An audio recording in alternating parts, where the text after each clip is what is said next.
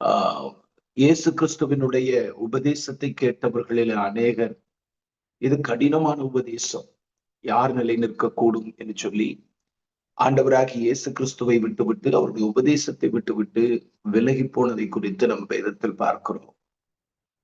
அப்படி உபதேசத்தை கேட்டு விலகி போனவர்களை இயேசு கவலைப்பட்டதாக வேதத்தில் தெரியவில்லை. மீதமுள்ள தம்முடைய சீஷர்களை பார்த்து கேட்கிறார், நீங்களும் போய்விட மனதாய் இருக்கிறீர்களோ? அப்போ அப்போஸ்தலனாகிய பேதுரு சொல்ற வார்த்தை உண்மையிலேயே அது வண்டர்ஃபுல் வேர்ட். ஆண்டவரே, உம்மை விட்டு வேற எங்கே போவோம்? வேற யாரிடத்தில் போவோம்? நித்திய ஜீவ வசனங்கள் உம்மிடத்தில் அல்லவா இருக்கு. அவர் மொட்டையா கடினமான உபதேசமா இருந்தாலும் நீங்க சொல்றதான் கரெக்ட் ஆண்டவரே, அப்படி அவர் பேசல. நித்திய ஜீவ வசனம் உம்மிடத்தில் அல்லவா இருக்கு.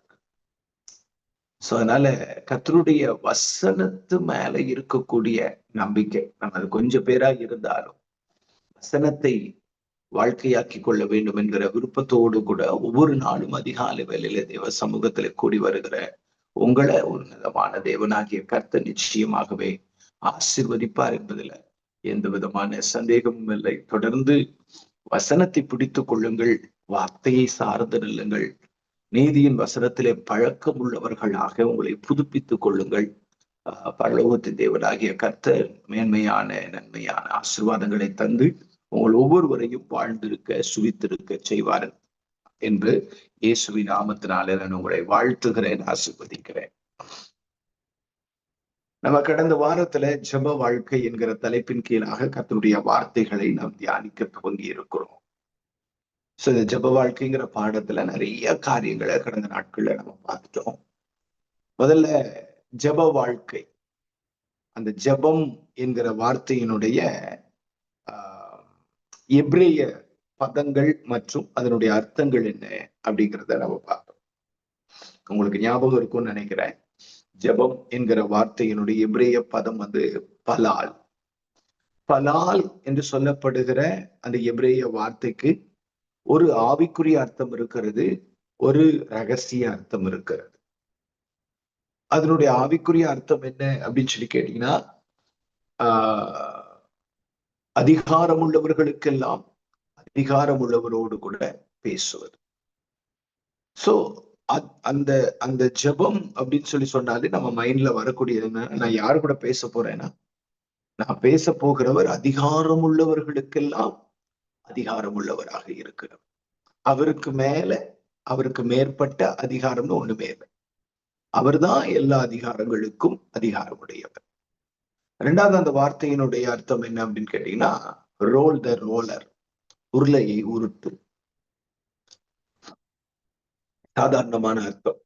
அதாவது எப்படி ஒரு ரோட் ரோலர், நீங்க போய் இஸ்ரேல் தேசத்துல பலால்ங்கிற வேர்டை பேசுறீங்கன்னா அவங்களுக்கு முதல்ல மைண்டுக்கு வர்றது ரோட் ரோலர். சோ அதுதான் அவங்களுக்கு என்ன சொல்றது, நீங்க சொன்ன உடனே மைண்டுக்கு வரக்கூடிய வார்த்தை. இப்ப நம்ம தண்ணீர், வாட்டர் அப்படின்னு சொன்னா நம்ம மைண்ட்ல என்ன வருமோ, ஒரு டேபிள் அப்படின்னு சொன்னா நம்ம மைண்ட்ல என்ன வருமோ, மிரர் அப்படின்னு சொன்னா மைண்ட்ல என்ன வருமோ, அதே மாதிரி பலால்னு சொன்னீங்கன்னா அவங்க மைண்ட்ல ரோட் ரோலர் தான் வரும். எப்படி ரோட் ரோலர் அது ரோட்ல டிராவல் பண்ணி பள்ளம் மேடுகளை சரி செய்கிறதோ, அப்படியே ஜெபம் நம்முடைய வாழ்க்கையில டிராவல் ஆகும்போது நம்முடைய வாழ்க்கையில் இருக்கிற பள்ளம் மேடுகளை ஜெபம் சரி செய்கிறது. இதை குறித்து நம்ம தியானித்தோம், கர்த்தர் ஆசீர்வதித்தார். அதை தொடர்ந்து நம்ம ஜெபம் என்றால் என்ன, வாட் இஸ் பிரேயர். இன்னைக்கு நம்ம நினைச்சுக்கிட்டு இருக்கிற மாதிரி நான் ஆண்டவர்கிட்ட போய் என்னுடைய பிரச்சனைகளை தெரியப்படுத்துவது மட்டும்தான் ஜெபமான்னு கேட்டா இல்ல. ஜெபம் என்றால் என்ன அப்படிங்கிற தலைப்பின் கீழாக நிறைய நம்ம பார்த்தோம். கிட்டத்தட்ட ஒரு 7 காரியங்களை பார்த்தோம். உறவாடுவதுதான் ஜெபம், உரையாடுவதுதான் ஜெபம், அர்ப்பணிப்பதுதான் ஜெபம், நேசிப்பதுதான் ஜெபம். சோ இப்படி நம்ம காரியங்களை பார்த்தோம். அதை பார்த்து முடிச்சுட்டு ஏன் ஜெபிக்கணும், why should we pray? நம்ம ஜெபி எங்க போனாலும் ஜெபம் ஜெபம் ஜெபங்கிறதான் செய்தியா இருக்கு. ஏன் ஜெபிக்கணும், ஜெபிக்க சொல்லி ஏன் வேதம் நம்மை கட்டாயப்படுத்துகிறது, என்னெல்லாம் ஜெபிக்கிறதற்கு காரணம் அப்படின்னு சொல்லி நம்ம நிறைய காரியங்கள், கிட்டத்தட்ட 12க்கும் மேற்பட்ட காரியங்களை பார்த்தோம். ஏன் ஜெபிக்க வேண்டும் அப்படின்னு சொல்லி. இப்ப நம்ம என்ன பார்த்துக்கிட்டு இருக்கிறோம் அப்படின்னு சொன்னா, ஜெபத்தினால் வரும் பலன்கள் என்ன? ஜெபம் நம்மளை எந்த விதத்துல எல்லாம் நம்மளை ஆசீர்வதிக்குது?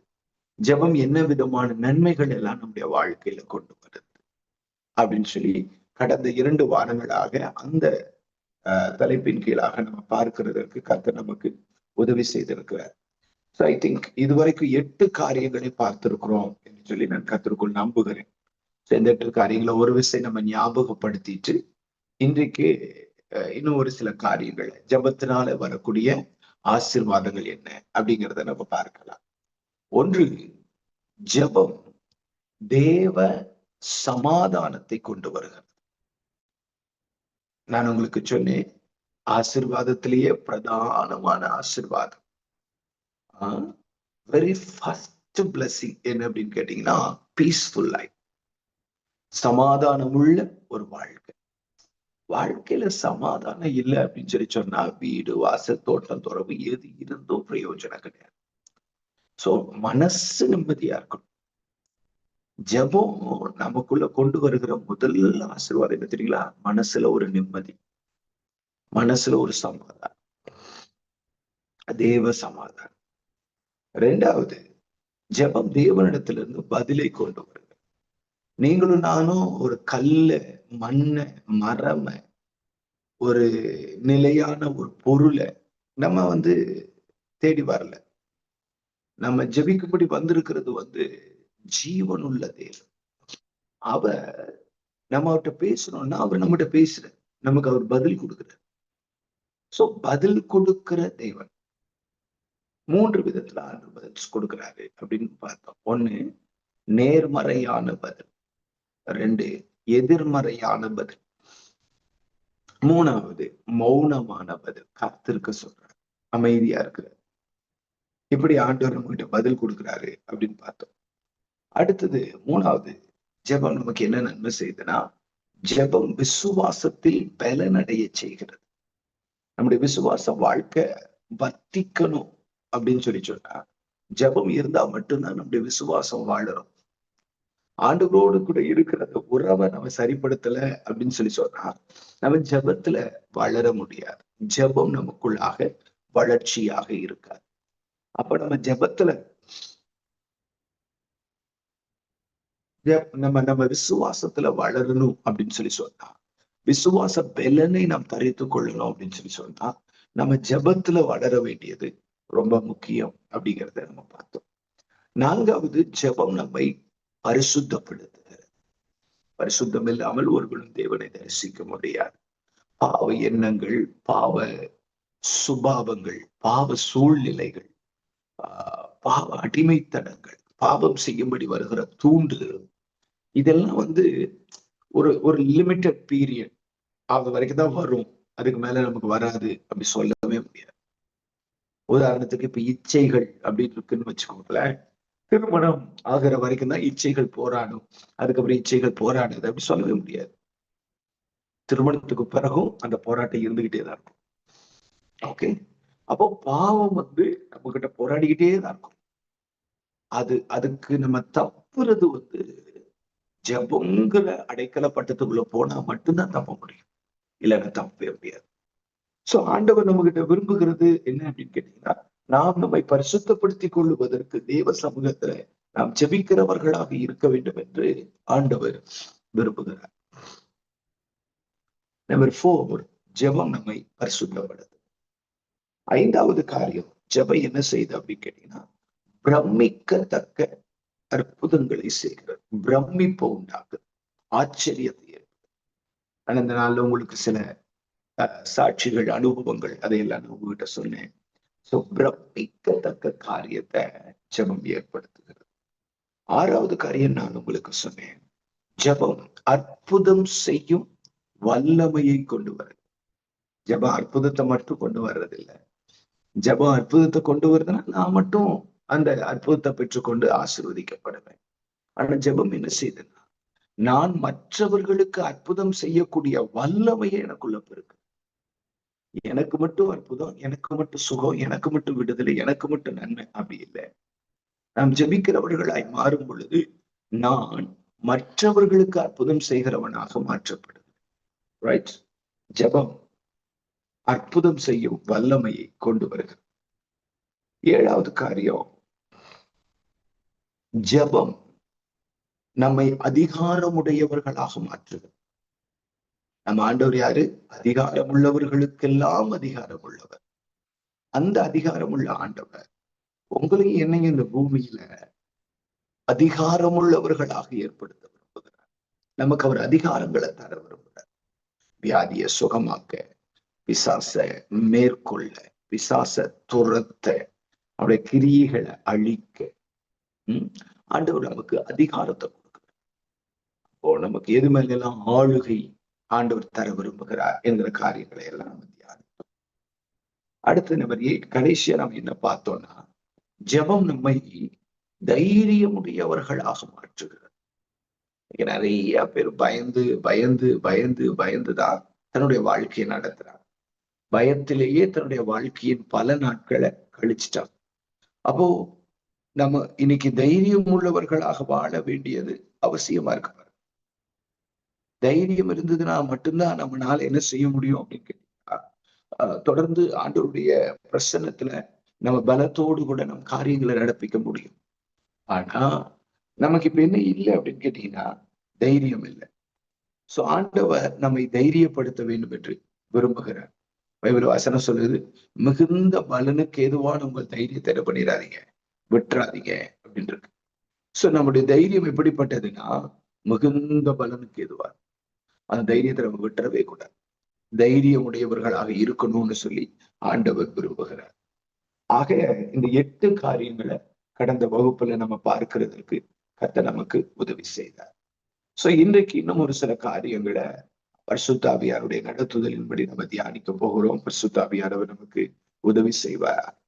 நம்பர் 9, 9வது காரியம். 9வது காரியம், எரேமியா தீர்க்க தரிசனத்தின் புஸ்தகம் அதனுடைய 33வது அதிகாரம். எரேமியா தீர்க்க தரிசனத்தின் புஸ்தகம் 33வது அதிகாரம். அதனுடைய 3வது வசனம் நமக்கு ரொம்ப பரிச்சயமான வசனம். நம்ம ரொம்ப அடிக்கடி கேட்கிற, வாசிக்கிற, தியானிக்கிற ஒரு தேவனுடைய வார்த்தை. எரேமியா 33:3 நான் வாசிக்கிறேன்.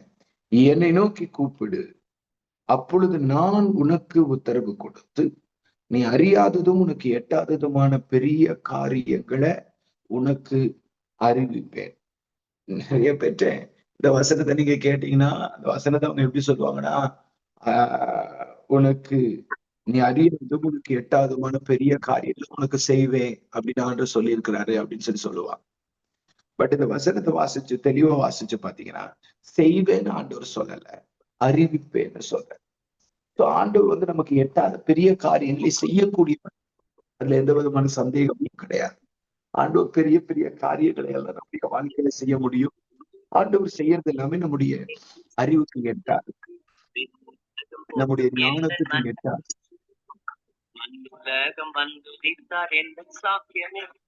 கேளை குடிமாறவே, அருமை வியாதி நீங்கவே, வந்து நிற்றார் எங்கள் தேவகால ஏழை குடிமா. ஆண்டவருடைய நாமத்தை உயர்த்தலாம்.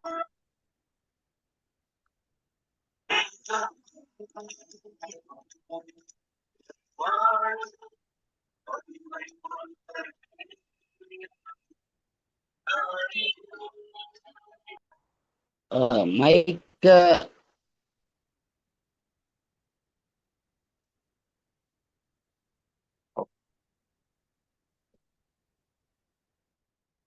ஜெபம் இங்க வசனம் சொல்லுது, ஆண்டவர் நமக்கு பெரிய காரியங்களை அறிவிக்கிறார். அறிவிக்கிறார்னு என்ன அர்த்தம்? ஆண்டவர் நம்ம கிட்ட சொல்றாரு. ஆண்டவர் நமக்கு சொல்றாரு. என்ன காரியத்தை சொல்றாருன்னா, நம்முடைய அறிவுக்கு எட்டாத காரியங்களை குறிச்சு ஆண்டவர் நம்ம கூட பேசுகிறார். ஆண்டவர் நம்ம கூட பேசுகிற காரியங்கள் எதுவுமே நம்முடைய ஞானத்திற்கும் நம்முடைய அறிவுக்கும் உட்பட்டதாக இருக்காது. ஆண்டவர் நம்முடைய அறிவுக்கு எட்டாத காரியங்களை பேசுகிறார். அப்படிதான் வசனம் சொல்லுது, நீ அறியாததும் உனக்கு எட்டாததுமான பெரிய காரியம்.